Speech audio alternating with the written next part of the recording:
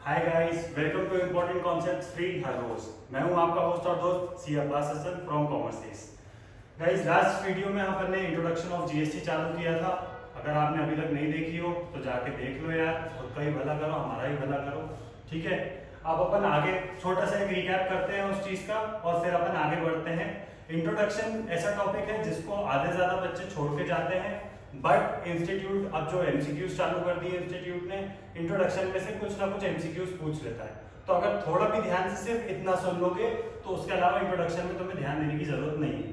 तो अगर तुम सीरियसली नहीं ले रहे हो तो सालों लेना शुरू करो, पास होना है। ठीक है, चलो introduction GST in India, introduction अपने चैप्टर का नाम है। आगे बढ़ते हैं। अपन ने चालू किया था व्हाट इज टैक्स है। तो मैंने टैक्स में बताया था कि यार टैक्स में इंपॉर्टेंट चीजें मैं हाईलाइट कर देता हूं तुम्हारे सामने। पेक्यूनियरी बर्डन होता है, लेवीड बाय द गवर्नमेंट होता है।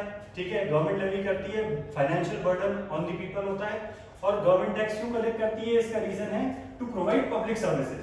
पब्लिक सर्विसेज में हेल्थ आती है, एजुकेशन आता है, इंफ्रास्ट्रक्चर आता है, ट्रांसपोर्टेशन आता है, ये सारी चीजें। ये मैंने उस दिन लिखवाई भी थी, तो देख लो यार जाके यार सब। ठीक है, अब आगे बढ़ते हैं अपन।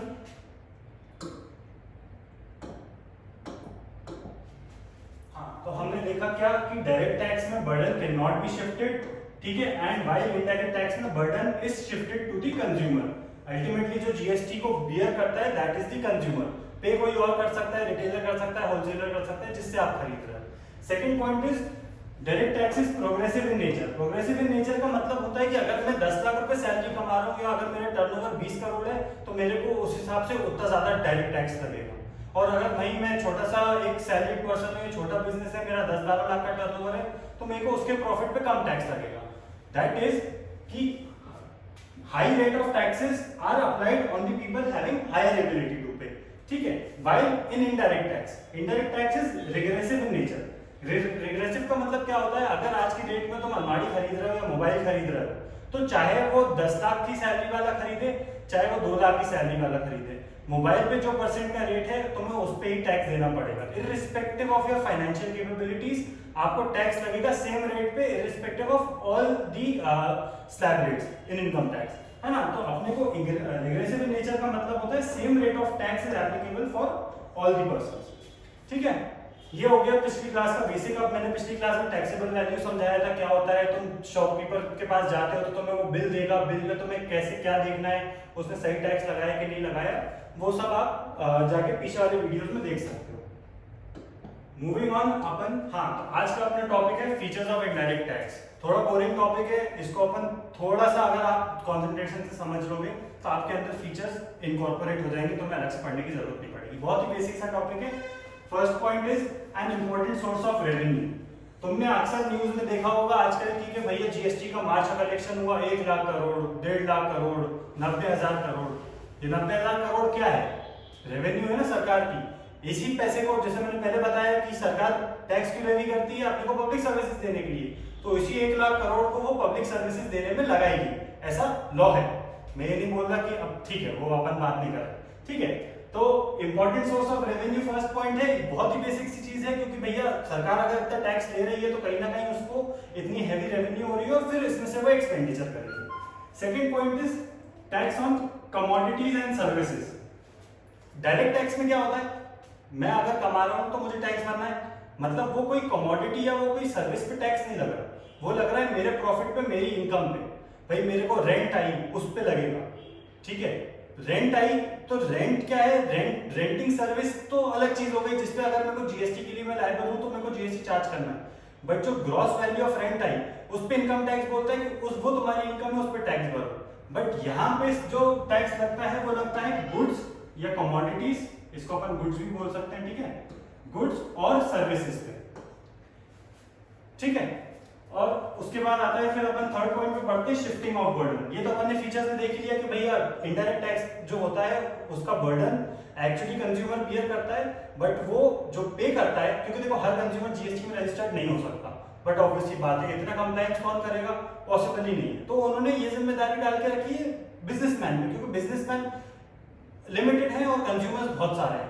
ठीक है, तो बिजनेसमैन के ऊपर लायबिलिटी है कि वो रजिस्ट्रेशन दे, टैक्सेस भरे और रिटर्न्स भरे, अपनी सारे कंप्लायंसेस करे, बट अल्टीमेटली बियर तुमको करना पड़ रहा है। तो इसलिए इनडायरेक्ट टैक्स का मेन फीचर ये है कि इसमें बर्डन शिफ्ट हो जाता है to the consumer. Next point पे अपन आते हैं, no perception of direct pinch.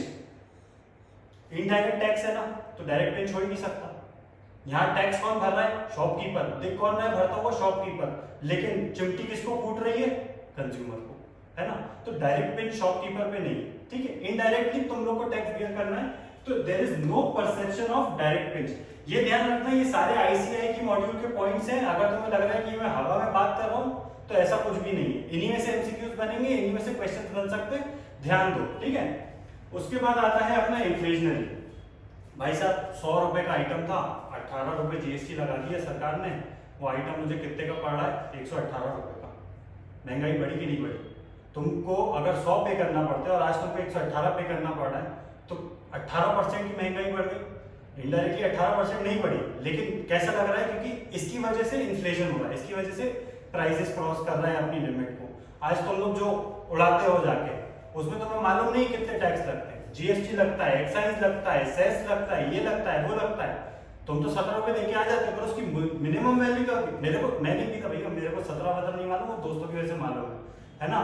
तो 17 रुपए जो तुम देके आ रहे हो, उसमें हजारों टाइप के टैक्सेस लगे हुए हैं, लेकिन वो आपको पता नहीं चलता, बट उससे उस चीज की महंगाई बढ़ जाती है, ठीक है। वैसे that is not good for health, ठीक है। अब अपन अगले उस पर चलते हैं, wider tax base. Income tax देने वाले कितने लोग हैं? गिनती के मतलब चुनिंदा, मतलब समझ लो कि नेग्लिजिबल। वो बेचारों को ऐसा है कि वो बेचारे है ना, मतलब उनके लिए आसमान में एक प्लेटफॉर्म लगाया जा सकता है। क्योंकि अब तुम जैसे लोग, चलो खैर ठीक है, तुम लोग की तो अभी कुछ इनकम नहीं, गरीब हो तुम लोग, लेकिन नॉर्मली क्या होता है कि भैया अपन जाते हैं सीए के पास, हमारे पास भी आता है, अरे यार सर वो इतना इतना टर्नओवर हो गया था, देख लो अपने हिसाब से एडजस्ट कर दो, और टैक्स मत निकालना, निकलना हो तो भी मत निकालना। मैं तो भगा देता हूँ ऐसे लोगों को, मैं ऐसा काम नहीं करता, ठीक है ना, मिथ पे शक मत करना, लेकिन ऐसा होता है मार्केट में। तो इसका क्या मतलब हुआ कि आदमी इस डायरेक्ट टैक्स से बचता है, इनकम टैक्स से बचता है, बट जीएसटी में आज की डेट में अगर तुम्हें कोई भी चीज खरीदनी है तो उस पर जीएसटी लग रहा है, तुम पे कर रहे हो, चाहे तुम्हें बिल मिले चाहे नहीं मिले, तुम्हें बिल तुम पे कर रहे हो, हर चीज में तुम जीएसटी पे कर रहे हो। तो ज्यादा से ज्यादा कोशिश करना बिल लेने की, क्योंकि आपका हर चीज में जीएसटी जा रहा है, ठीक है। तो यहाँ पे पूरी कंज्यूमर, जो अपने पूरा कंज्यूमर बेस है, जो एक्चुअली गुड्स एंड सर्विसेज को कंज्यूम कर रहा है, वो बहुत ज्यादा है, और डायरेक्ट टैक्स में जो एक्चुअली लोग इनकम टैक्स भर रहे हैं वो बहुत कम है। इसलिए फीचर्स में बोला गया है कि वाइडर टैक्स बेस होता है इनडायरेक्ट टैक्स में, ठीक है। नेक्स्ट पॉइंट पे अपन चलते हैं, सोशल वेलफेयर। अब ये तो देखो पब्लिक सर्विसेज में जो अपना मेन सरकार का वो होता है कि सोशल वेलफेयर भी करना है उसको, गरीबों के लिए स्कीम्स जो चालू होती हैं, और बहुत सारी चीजें जो राशन में सब्सिडाइज रेट्स मिलते हैं राशन के, ये सारी चीजें सोशल वेलफेयर के अंदर आती हैं, और उसमें कहीं ना कहीं टैक्स का पैसा यूज होता है। उसके बाद regressive in nature. Regressive in nature तो अपन देख चुके हैं कि एक सेम रेट ऑफ टैक्स है हर गुड पे, चाहे वो अमीर आदमी खरीदे चाहे गरीब आदमी खरीदे, चाहे कोई भी खरीदे यहाँ पे, ठीक है।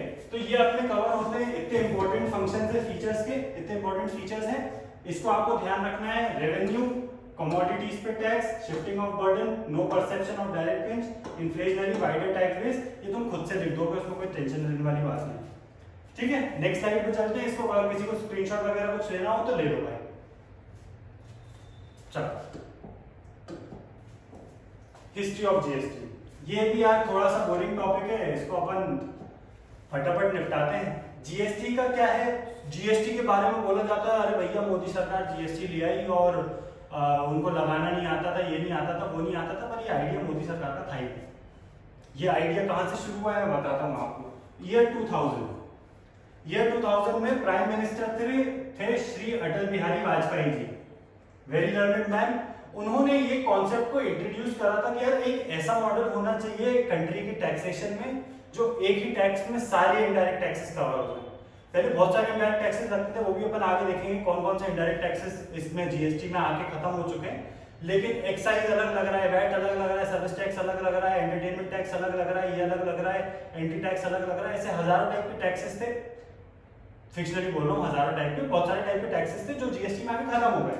तो ये उनका आइडिया था, ये उनका एक ड्रीम था, ड्रीम बोल दो इसको, है ना, कि 2000 में उन्होंने ये प्रपोज करा कि ऐसा टैक्स होना चाहिए।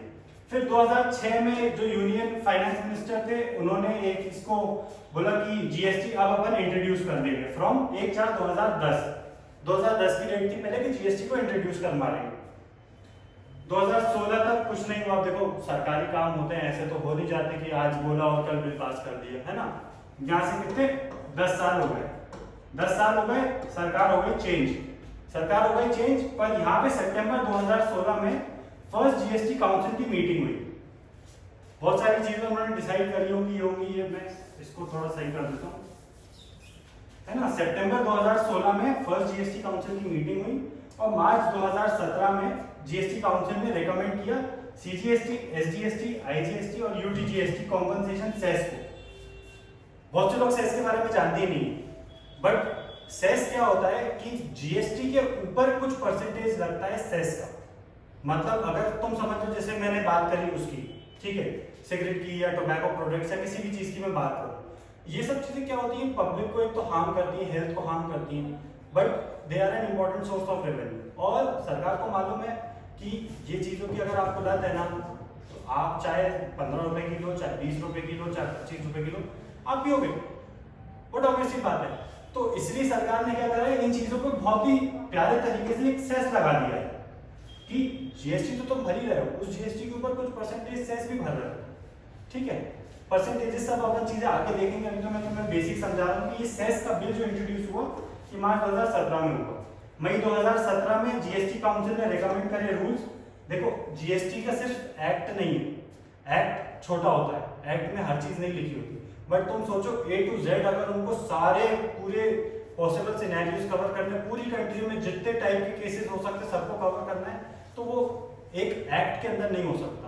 हर एक्ट के प्रोविजन के लिए अंदर रूल्स होते हैं कि ऐसा हुआ तो कैसा होगा, ऐसा हुआ तो कैसा होगा, ऐसा हुआ तो कैसा होगा, उस चीज को रूल्स बताते हैं। तो भैया मई 17 में रूल्स आए और फाइनली जो हिस्टोरिक ड्यू डेट थी सीए डे के दिन 1 जुलाई 2017 को जीएसटी को लॉन्च किया गया by our prime minister Narendra Modi ji, Shri Narendra Modi ji, ठीक है।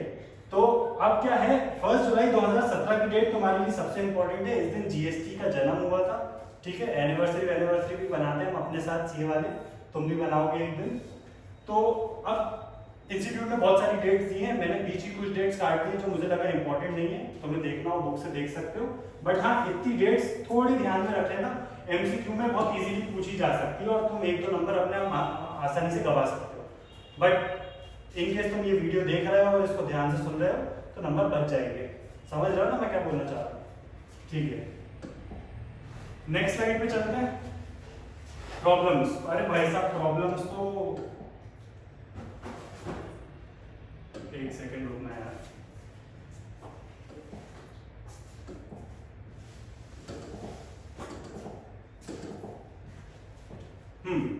प्रॉब्लम्स की बात करें अपन, तो प्रॉब्लम्स तो बहुत ही पुराने टैक्सेशन में लगभग के प्रॉब्लम्स थी, ठीक है, उसकी कोई लिमिट ही नहीं थी। कुछ को अपन ने यहाँ पे डिस्कस किया है।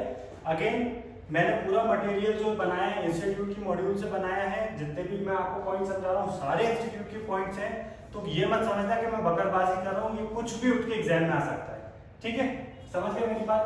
फर्स्ट पॉइंट है problem, non inclusion of several local levies in state VAT. इसका मतलब क्या है, देखो non inclusion of several local levies in state VAT such as luxury tax, entertainment tax etcetera. पहले क्या होता था, सेंटर और स्टेट ने टैक्सेस ही अलग अलग बांट के रखे थे।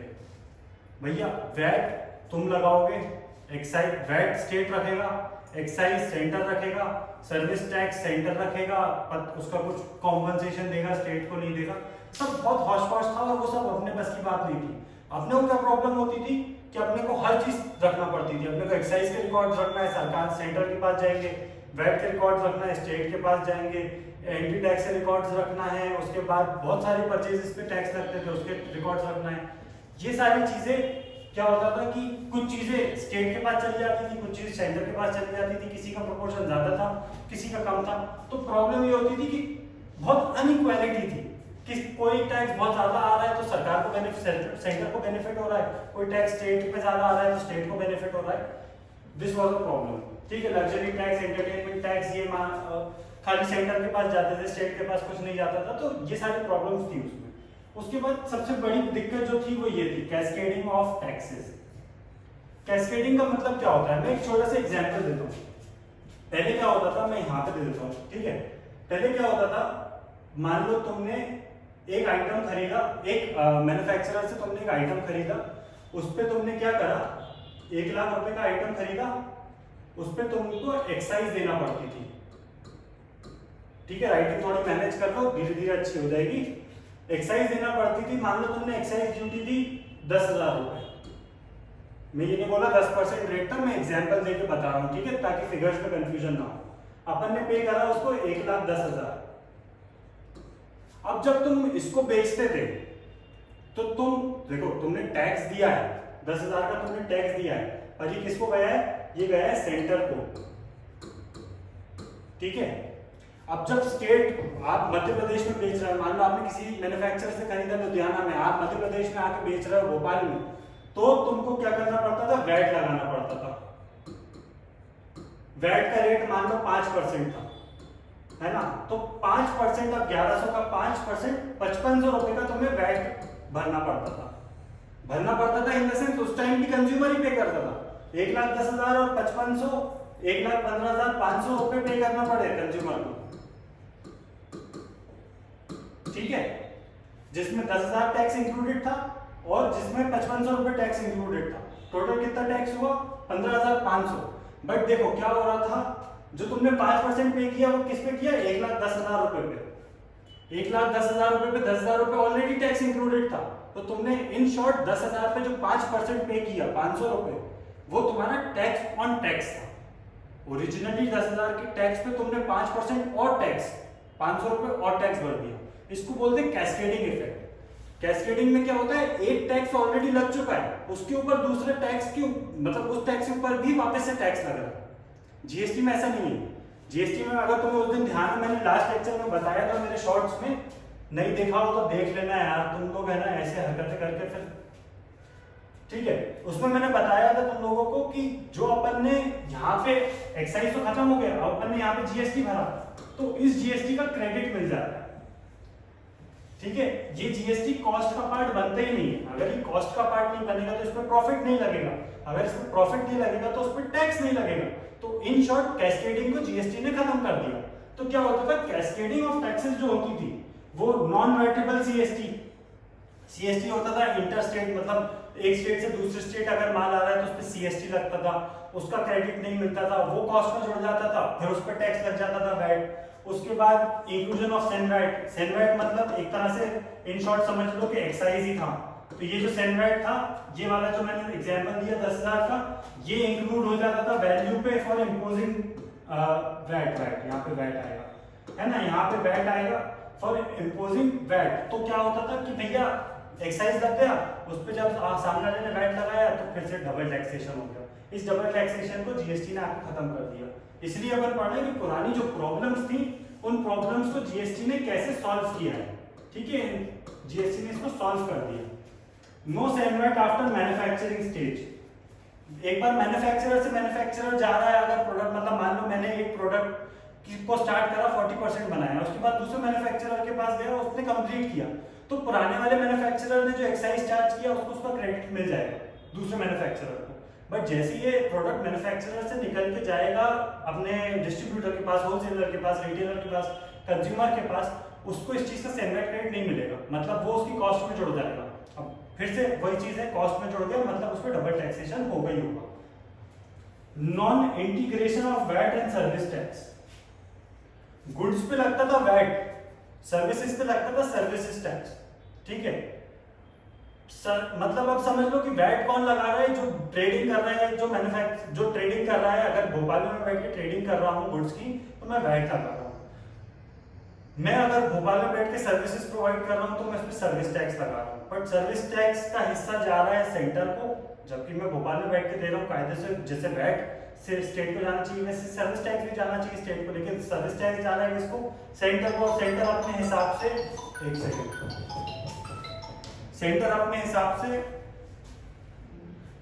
हिसाब से क्या कर रहा है, उसको अपना जो है कॉम्पनसेशन दे रहा था। यार कॉम्पनसेशन आप सरकारें लड़ती झड़ती रहती हैं, उसमें हजारों झमेले होते हैं, तो कॉम्पनसेशन कभी आता था, सही नहीं आता था। तो इसका कुछ भी एक बेसिस नहीं था कि भैया इसी बेसिस पे सरकार को टैक्स बटेगा, ऐसा कुछ नहीं था, ठीक है। लेकिन ये प्रॉब्लम जीएसटी में खत्म हो गई, सबका अपना अपना हिस्सा कंप्लीट हो चुका है। और double taxation of a transaction, double taxation हमने पढ़ लिया, जो कैस्केडिंग इफेक्ट होता है वही डबल टैक्सेशन होता है कि भैया एक टैक्स के ऊपर दूसरा टैक्स लग जाता था, ठीक है।